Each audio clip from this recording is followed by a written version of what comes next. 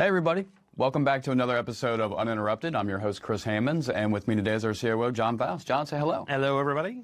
All right, as always guys, we're going to get right into it. So John, one of the topics I wanted to talk about today is, in my side of the business, I'm talking to a lot of business leaders, and I always kind of get this question when I ask this. I say, hey, do you have a backup? And the answer is just yes, and that is it. Any follow-up questions, they don't seem to know any of the answers. They don't really know enough about it. So that's one of the things I wanted to talk about today is, what do you think a business leader really truly needs to know about backups? Yeah, I mean, there's a ton that I wish business leaders really understood about backups and how they fit into the process of discovering how one should be set up, and more than it just exists, but what does it actually mean for their business? How does it function in their business? What's its purpose? At the end of the day, the purpose of a backup is to make it have some insurance in case some disaster happens, whether that's a physical disaster, whether that's a cybersecurity disaster, somebody comes in and wipes out your entire infrastructure. And it's there to have a nice way to say, hey, we're going to keep our operations running after we go through some kind of event. The other day here in the Cincinnati area, there was some mass flooding that happened due to some flash floods. What would happen in that scenario from a physical disaster recovery scenario in order to get your employees back up and running? Or what would happen if we've gone through in scenarios where companies call us out of the blue, everything's encrypted, and they had to restore fully from backup. And two of these companies found out very harshly that, they lost 14 months of data in one case and 18 months of data in another case. And so sometimes, what do you wish the business owners really knew about their backup is what we're going to go over a little bit today. Yeah, and so essentially it's almost your last resort, because I hear a lot of business leaders just say kind of, yes, they have one. I've even had a few even tell me like, oh, well, we'll just restore from our backups. Like it's super easy to do. But yeah, like a casually like, right. Oh, well, that's just a switch that we'll pull and it doesn't mean anything. That's nothing. This is what I'm wanting to go over and talk to people about. Okay, what does that actually mean to restore from backup? And what does that really look like? Because there's a cost in operational downtime anytime that you go and do a restore. Absolutely, and that's what I was going to ask you. Really, realistically, when it comes to backups, how long can your systems really be down for in that situation? Yeah, so there's a thing that we talk about in the industry, and we're going to try to keep it as non-technical as possible, but this is a business term. It's something called your recovery time objective. And that simply means from the time that you tell something to restore from a backup, how long does that take to where your employees can start using it again? And there's a ton of factors that go into it. One of them, really, one of the core factors has to do with how much data do you have. And so we'll talk about a little bit of math, and I'm going to try not to be very mathy here, but if we look at, I have a gig internet speed, that's my download speed, and my data stored in the cloud. The absolute fastest, and this is like everything's working perfectly, you don't have any lag, you don't have any slowdown, you don't have anything else getting in the way, you go and click a button to recover and copy that data from the cloud locally. The absolute fastest that you're going to be able to get is about a terabyte every 2 hours copied across the internet. Wow. So if you have 2 terabytes of data, you're looking at a minimum of 4 hours to just physically get the data copied out of the cloud back. And that is if everything is working perfectly, there's nobody getting in the middle, there's no error correction, there's no drops, there's nothing like that. Realistically, we see that if you're restoring a 1 terabyte server from the cloud, you're looking at, about a day, realistically, of downtime to get that thing copied over, error correction to happen, to get it a proxy that it goes to get it put onto the actual end device again, to get everything restored and back up and working. And so, 1 to 2 terabytes of data, we're looking at best case scenario to do a complete recovery from the cloud, a day or two of downtime in order to do that. The other thing that we're looking at, say you have a local copy of that data. Well, it's faster because it's not having to go through some of those things, but there's still a physical barrier into how fast the data can move. And so we're looking at, realistically, again, 4 to 8 hours, to restore a server. And so that's if everything's working perfectly. Right. Yeah. So it's down for a day. Your employees are going to be down for a day, and it has to do with how big the sizes are. Now, there's things that you can do to get around that, and this conversation that you can have with your IT company, and we'll talk about what a good backup looks like and all that kind of stuff and what should be the floor for this industry. But there's situations where we have servers that can run off of either a cloud instance that you can get people access to, or a local instance that's basically like streaming. So you get instant recovery, but it's not really instant, and there's a long time, there's a lot of usage that gets really, really slow when people are using that, because it's basically the backup file stays in the backup, and then you're getting a streaming version of it. So as your users go to use each file, it's copying it over from the backup into live, as it's still copying everything over in the background. As they use the files, it does it. You really don't want to run off of that. That's a last ditch scenario, but still, you've gotten instant use out of it, but it's still not perfect, right? It's not like it's running in production, and there's a reason. Like, it's a backup. It's meant there to, in case something else went wrong, you can recover from it, but you don't want to have, if we're restoring from backup, a lot's gone wrong before that point. A lot of redundancies haven't happened. And people have a really big misconception because, like you said, well, I'll just restore from backup. And they don't know what that means. Right. Right. No, you can tell 100%. And so let me ask you this, though. It's systems, each system is going to be a little different, right? So are some systems, is it more important to kind of get those up and running quicker than maybe some other systems that they're using? It depends on the company, right? So say you're a company that has 700 gigs of usable data, right? That seems to be a good, decent number. A decent amount of companies have like 500 gigs or so, whatever. If you have that, it might just be just as quick to restore the whole infrastructure at once. But say you have 3-4 terabytes of data, and we're looking at multiple days to do a full recovery of that data. Okay, well, think about it this way, and this is where the business leadership comes in, and I wish they understood this a little bit more. What are the key critical components of your infrastructure to use? Like, so do I need to have the access to the payroll information up?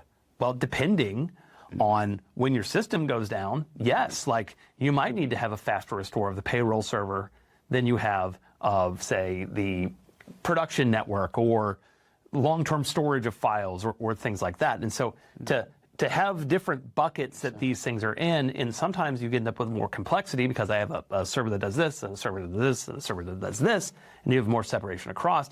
Partially that's done in order to allow us to restore things in parallel, allow us to restore things faster so you can get your critical operations running. So it really depends. I'm talking with 2 companies right now that have a lot of data, 4+ terabytes of data.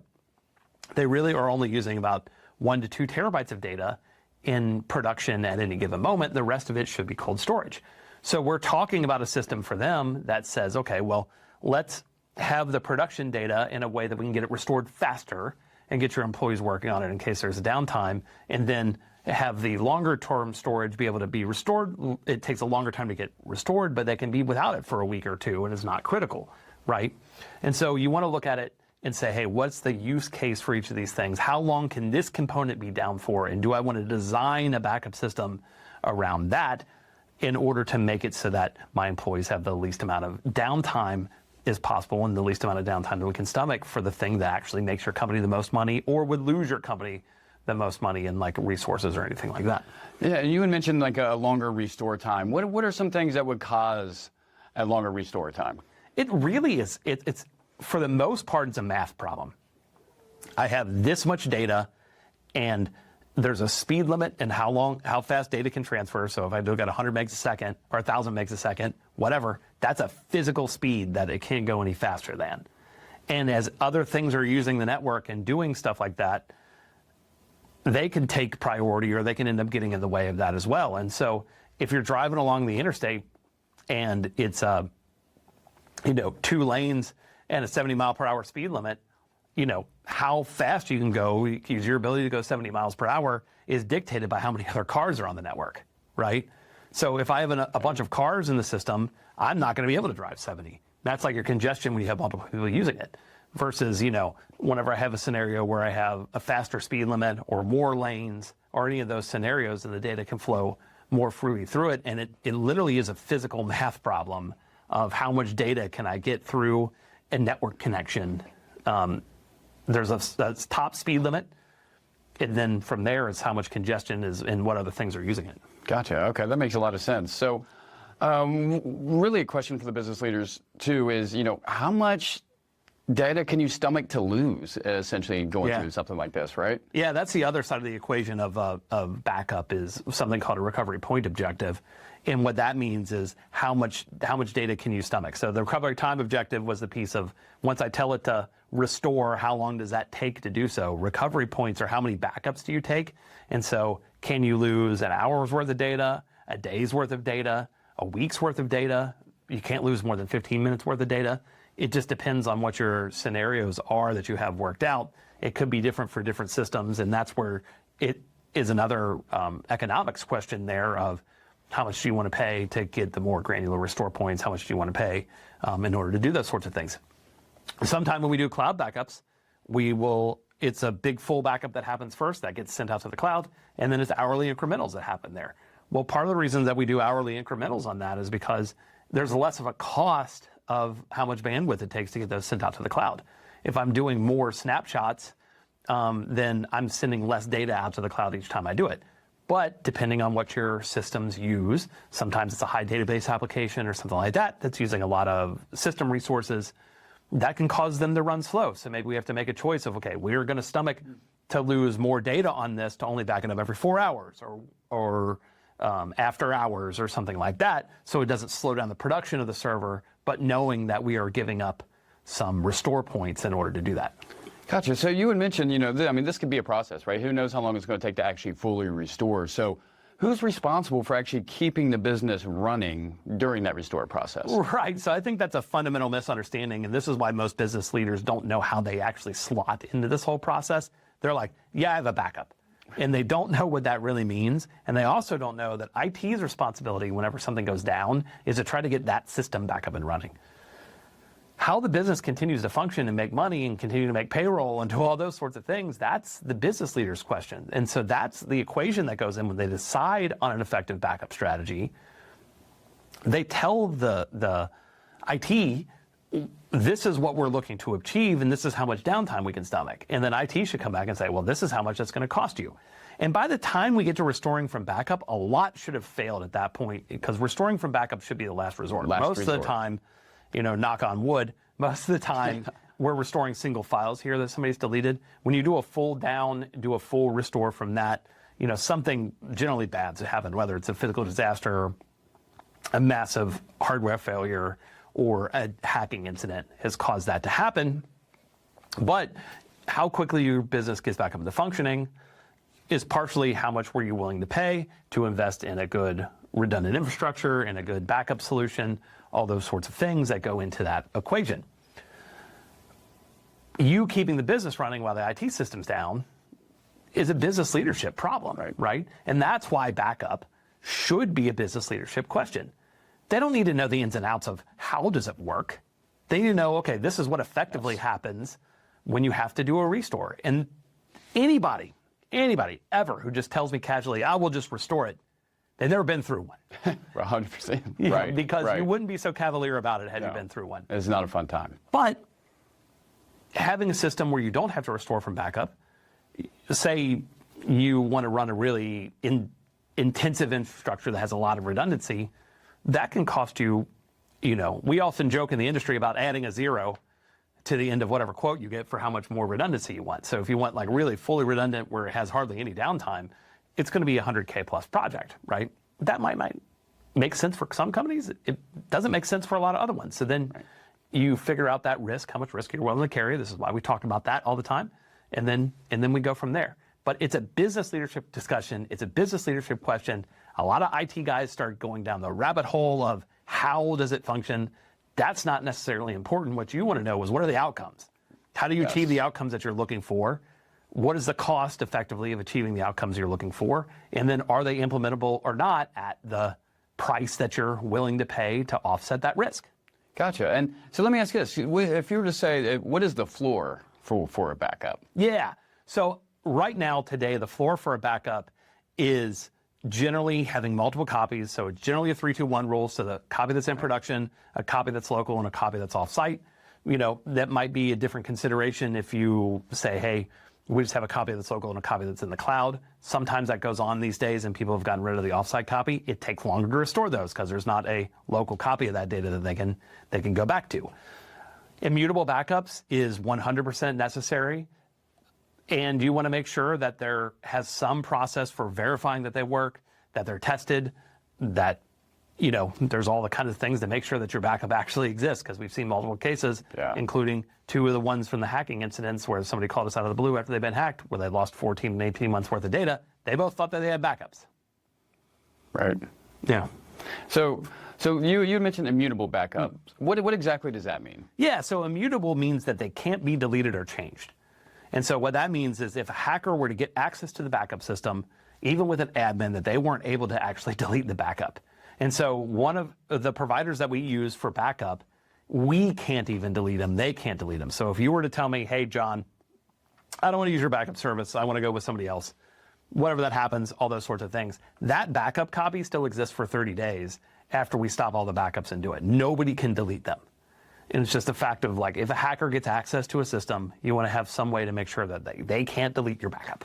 Oh, all right. That makes a lot of sense, actually. Now, this sounds like this could be a little pricey. I mean, if you're looking at this, how do I decide how much I really want to spend on the backup side of things? Right, and it involves a holistic look at the risk that you're carrying for your organization.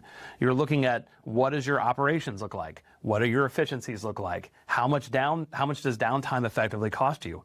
I have this conversation with business leaders all the time about how much downtime can you stomach? And a ton of them do, or they think I'm trying to trick them into something. And it's like, I need you to know, right? I need you to know so we can make the best recommendation to you based on reality. If you tell me, hey, John, I can't have more than an hour's worth of downtime, your production environment generally, not even talking about your backups, your production environment generally can't even handle an hour's worth of downtime, right? Like, you don't have the redundancies necessary to do that. You didn't want to spend the money to do that, where it would be redundant servers, the ability to have failover between one device to the other, all those sorts of things. And so let's say, okay, this is what it's actually going to take for you to do that, and having an honest conversation about what does that realistically look like.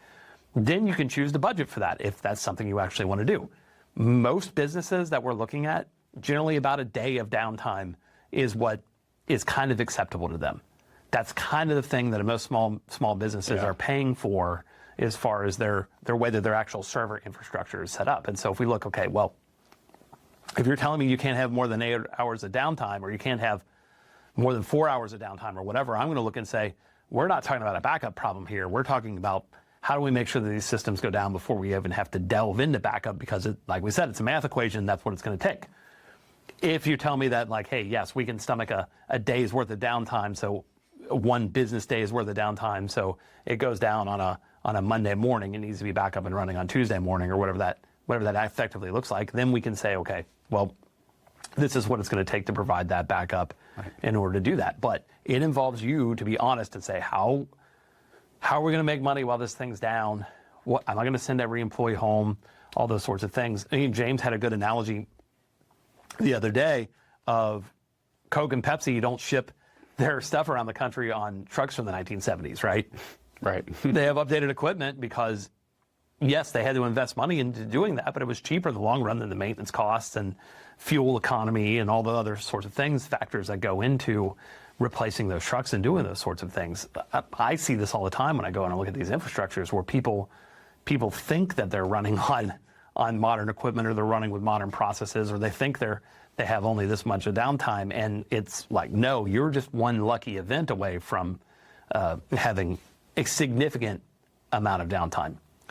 When I go from a hacking perspective, what does this look like? The two of the companies that I was talking about before, they had a week worth of downtime when every single PC and server was infected, right? And that's with us getting them back up on parallel infrastructure and getting to start running. But I mean, they were effectively down with no computer access for a week. That's what this really can look like if you go through a full outage scenario. Are you prepared to handle that? What is the business continuity? That's a business leadership question, not an IT question solely. And this is what I wish business leaders would know. And this is the kind of questions that I wish they would ask their IT. How long would it actually take to restore this in real life? Can we do a DR test? Sometimes you might have to pay for that. Sometimes you might not. How long does it actually take to get it restored and put up on something, right? These are the things that you'll want to know, instead of just saying, hey, I have a backup and it's good. Okay, like, let's test it. Oh, absolutely. It's like the analogy I always like to give. If I were to spin a wheel and it lands on red, if you were to pay me $500,000, if it landed on red, how much would you spend a day for me not to spin that wheel? And that just kind of gets some things to think about when you're thinking about your downtime costs and things like that. So, John, you brought up a lot of really good points here. Is there anything else you really think that these business leaders really need to understand? And Right. From my point of view, after hearing what you're saying, is this is a last resort, guys. If you're restoring from your backups, it's something bad has happened. Right. Okay. Yeah. Yeah. We had this thing in our signature for years, back 10, 15 years ago. And it was, remember the mantra, if you don't test your backup, you don't have a backup. Right. And, we see backups fail all the time and all those sorts of things. And the business leaders, they don't know how it works. And I'm not saying that they need to know how it works, but they need to be more involved in the process. And this is the thing that we're seeing across the board. We've done tons of videos on this. Is just like technology is so entwined in your business. And there's almost nothing else that's this connected to your business that you just give to somebody else to do. And you're like, so-and-so takes care of this. Like, you need to have a little bit more of a seat at the wheel. You need to be in control of this.